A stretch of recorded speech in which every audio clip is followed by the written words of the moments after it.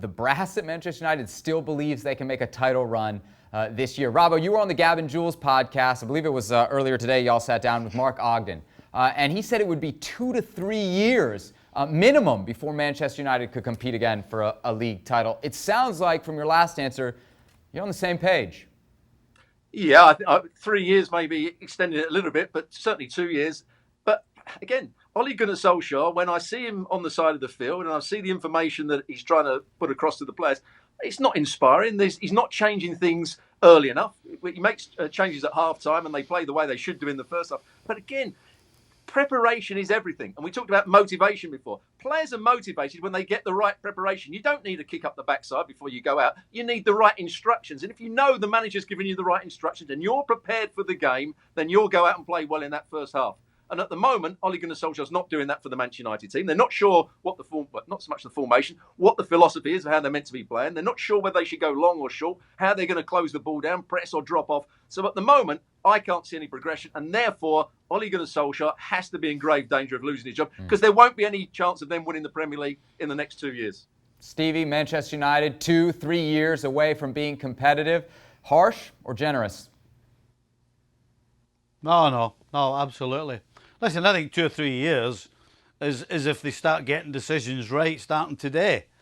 But that doesn't look very likely. So, listen, if it's 2 or 3 years, then they're probably ahead of schedule, in my opinion. And I'd love to ask Robbo a question. You know, we talk about coaching and preparation and everything else.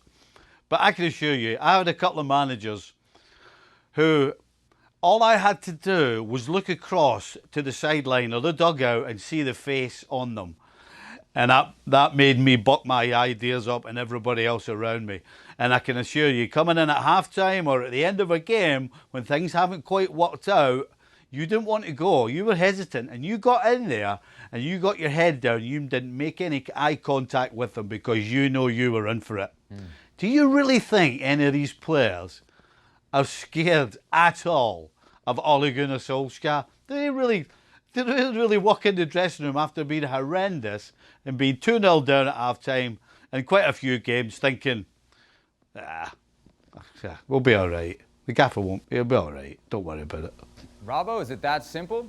He just doesn't command enough respect or fear? A little bit of that, yeah, I would agree with that. But sometimes you can put too much fear into players. But what I would go back and say is that if you knew what your job was, you knew what the manager wanted, you'd do it. It's when you don't know what the manager wants from you. When the first time you play the ball forward, he says, no, play it short. And then when you play it short, he says, no, play it long. And that's when you have a problem. That's when players go out on the field and are unsettled. They can't be motivated because they're not quite sure what the right role is, what they should be doing. And that's when you have a problem. And that's what I see from Manchester United players at the moment. You mentioned the term unsettled. One of the main things unsettled right now, Manchester United, Paul Pogba and his future. Of course, they face Manchester City at Old Trafford on Saturday. We look at Pogba's recent performances, the goal against West Ham, had a little bit of a spark against Leipzig. Robbo, would you start him against City? He's still one of their best players. He's obviously had a problem. He's got a problem with the manager slightly. Is he a better player than Matic? Yes, he is. Is he a better player than McTominay? Yes, he is. So I would certainly play Paul Pogba. If you've got a player of that quality, you've got to get the best out of him. And wherever you're playing, if it's in a midfield three on the left-hand side, as he played for Juventus, you've got to get the best out of him. He's a better player than the midfield players they've got in the side, maybe apart from Bruno Fernandes. Stevie, I want to know if you think he should start, though, based on most of your answers to this question. No, I think I already know. Let me ask it to you this way, though. Why would you start him? Why would you start him? Because we already know that Manchester City are going to have more of the ball, and all we've done, particularly, is criticise how he cannot. He's a liability in their own half, their own defensive shell. He's a liability. So why would you play him against a team that you know is going to have more possession in and around your defensive area? It makes no sense to play the guy.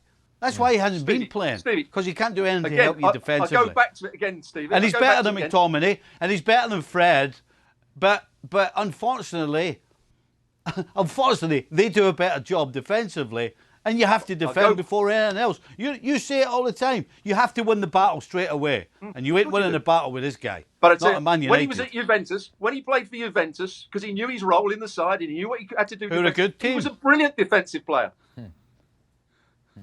All right, gentlemen, let's leave our Pogba discussion there for now. Get a couple quick picks ahead of Saturday's game. Robbo, how do you think it'll go down at Old Trafford? I think Manchester City will dominate the game, and they've got Aguero back, and hopefully he starts, because when he's playing, they're a much better side. So I'm going to go for a Manchester City win. Stevie? I've got absolutely no idea. I change every week. I go, oh, Man United, this is perfect. They'll sit tight and break and win. And then they go and throw it in my face. And then I go the other way and say, nah, there's no way they'll win. And then they win. I honestly don't know. I'm going to go with City, because at least you know what you're going to get from them. But really, it's a toss of a coin on United right now. Thanks so much for watching ESPN on YouTube. And for more sports highlights and analysis, be sure to download the ESPN app. And for premium content and live streaming, subscribe to ESPN Plus.